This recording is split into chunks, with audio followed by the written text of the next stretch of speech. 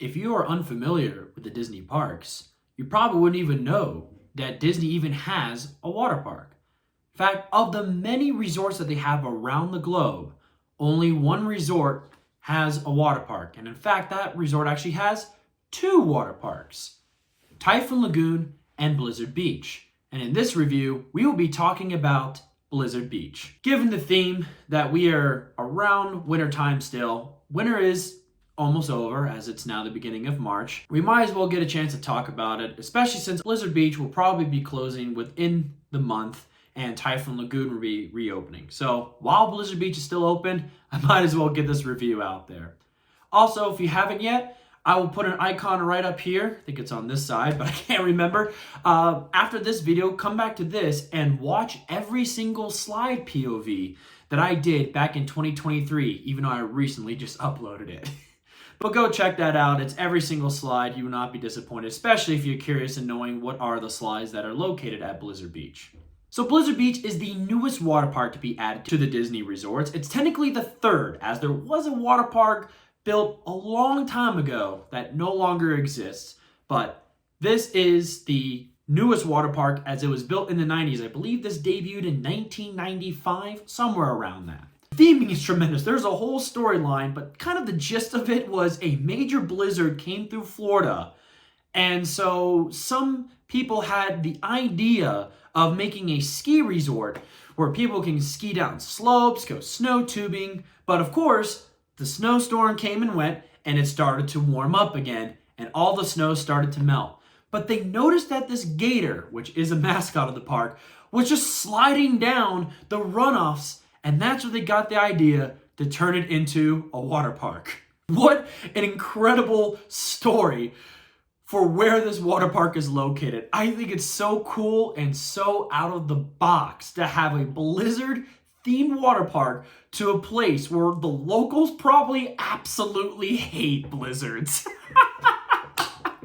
What's even more awesome is just like with Typhoon Lagoon, Disney made sure to pay no expense to the theming. There is so much attention to detail throughout the entire water park. The man-made snow mountain that goes up at least 90 feet, I believe, with a bunch of man-made rock work, snow effects. Every slide is painted blue to look like it's cold water being run off the snow. In fact, the tube slides at Ski Patrol Training Camp have a water mister that is supposed to be the effect of man-made snow being added when you're at a ski resort.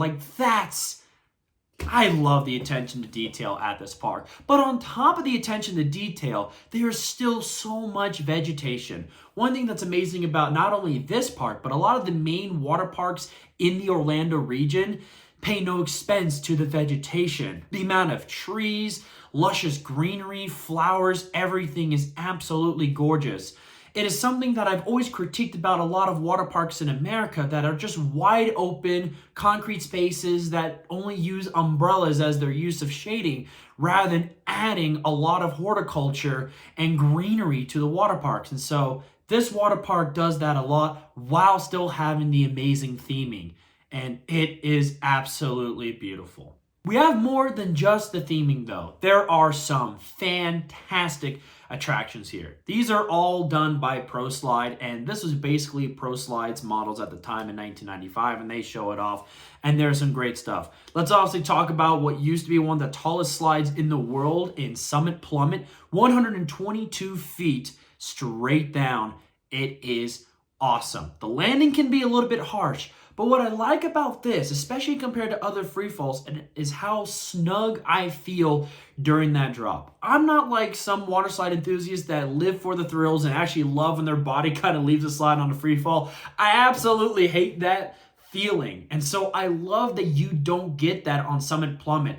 It was so comfortable all the way down, and so I really enjoy this free fall. It's one of my favorite free fall slides that I've done. What's also really cool is even though there is a hike going up the 90 feet up to the hill, you can actually bypass that with the chairlift, which we'll talk about a little more later. So you only have to climb 30 feet rather than all the 122 feet to get to the top, so you're not as winded from them. But speaking of comfortable free falls, that's unfortunately why I'm not the biggest fan of Slush and Gusher. because that final drop, I fling out the slide so much, I'm not a fan.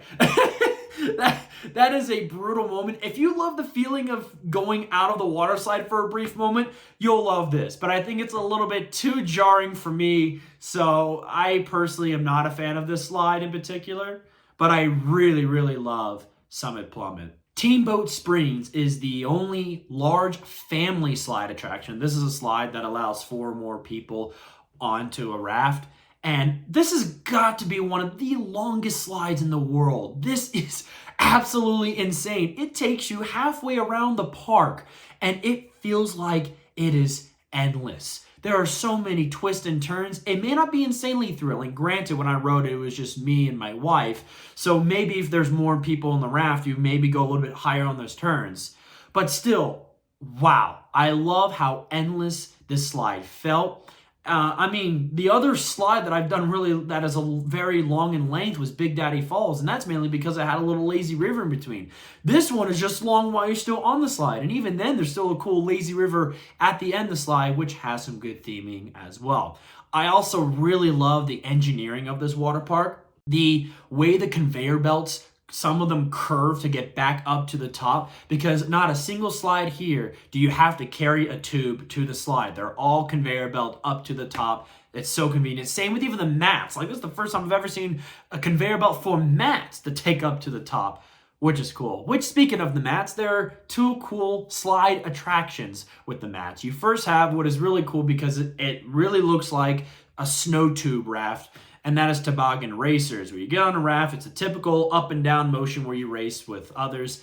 That's really fun. Like I said, the theming that makes it look like you're at a snow tube is awesome. But then right next to it are what are called snowstormers. There are 3 which look like to be body slides, but instead of riding down normally on your body, you ride it with the raft. And I absolutely love that. It eliminates the feeling of feeling the what are called ribs or the seams in between the slides. And it is absolutely fun. There's a lot of water parks that I wish, like for instance, Baja Bends at Kings Dominion, I wish they could add mats to that so you go down with the mat rather than just on your body. And these are absolutely thrilling. I was going up the sides on some of them. It is a lot of fun.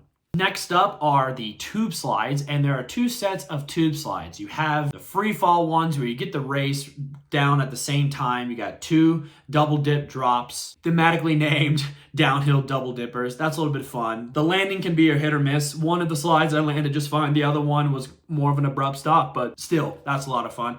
The other 2 slides are in the back and go towards the back of the water park. There are 3 of them, 2 open, 1 enclosed. Definitely more on the relaxing side of things. And those are called runoff rapids. And that's basically what you're going to find back there. With the way the water park is set up, it's kind of difficult to put attractions in the back of the water park, but it also is really nice if you're trying to find somewhere to relax and just soak in kind of the quietness. I think there is a little bit of some music, but it's not loud. So if you want somewhere to relax kind of away from all the crowds, this is the area to be in. Very relaxing. So that's the main slides. There's a couple of kiddie slides, especially as I mentioned earlier at the Ice Patrol training camp, which is a really cool activity pool for the families. I mean, they got lily pads there, team the iceberg pads, which is really cool. There's also an even smaller area that even recently just got some Frozen theming, which is really cute.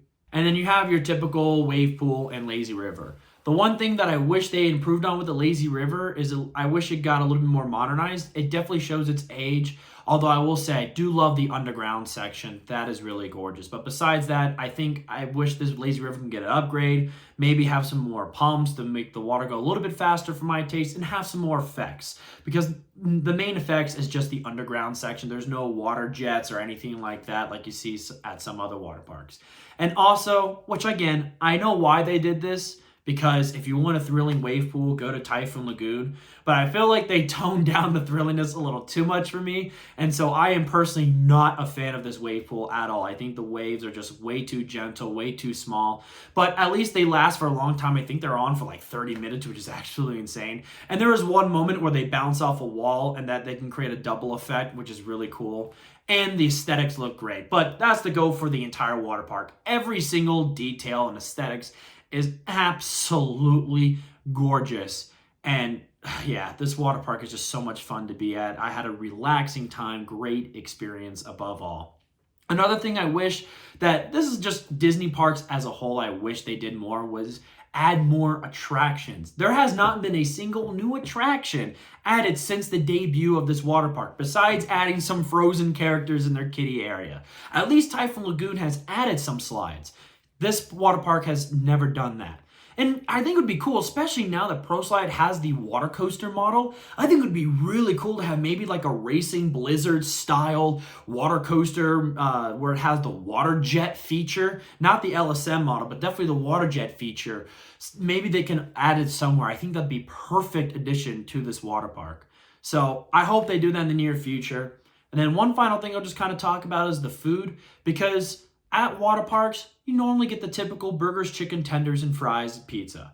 And they do offer that here, but I will say there definitely is some more unique offerings, especially on my most recent visit. I really enjoyed the food that I had there. It was good quality, and it was definitely not something that I normally see at a water park. So props to that. There's also some great merchandise as well. I even got a rash guard because I forgot to get mine. And so there was a shop that I can get a great quality merchandise if you forget anything or you just want some cool stuff. Editing Charles here. I just realized I forgot to mention the chairlift portion during my review. But I mean, how cool is it that they were so attentive to the theming that they even got a chairlift ride that you can use. You can use it for your advantage. You don't have to climb up the entire mountain.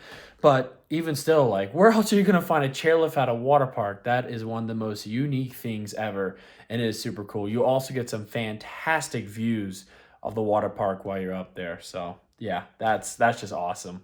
So that is my review on Blizzard Beach. It is one of my favorite water parks that I've ever been to. It does so much that I critique with other water parks, and it fixes all of that with the vegetation, the great theming. There's some great slides, although I wish they would add more slides to definitely keep up with modernizing like how some other water parks do.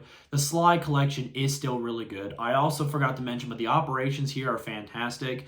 You won't be waiting in long lines here too much because everything moves efficiently. Like, they were dispatching their family slide every 10 seconds. That is so rare to see at a water park. The way this water park is operated is phenomenal. I highly recommend it. If you had to choose between Typhoon Lagoon and Blizzard Beach, that's extremely difficult. I don't even know what I prefer, because there's a lot of things that I prefer with Typhoon Lagoon that Blizzard Beach doesn't have, but Blizzard Beach also has a lot of things that Typhoon Lagoon doesn't have. So I will just say just go to both, but you won't be able to. So the only time you'll be able to visit is during the wintertime, which kind of makes sense. It fits the theme. But if you're going to Walt Disney World during the time this water park is open, I highly recommend, especially if you enjoy water parks. But even if you don't, I still recommend going. This is some of the best water parks that you may experience, not only in the country, but perhaps in the entire world. So definitely give it a shot. Thank you guys so much for watching this video. That will be my review here on Blizzard Beach. If you find yourself enjoying this video and you made it all the way to the end, I very much appreciate it if you give this video a big old thumbs up. It helps the channel out greatly as I am trying to continue to grow this channel out. If you haven't done so yet, go ahead and hit that subscribe button and hit that notification bell icon. That way you do not miss a video here on the Coaster Fanatic. Thank you guys so much for watching, and as always, roller coaster fanatics, keep coasting.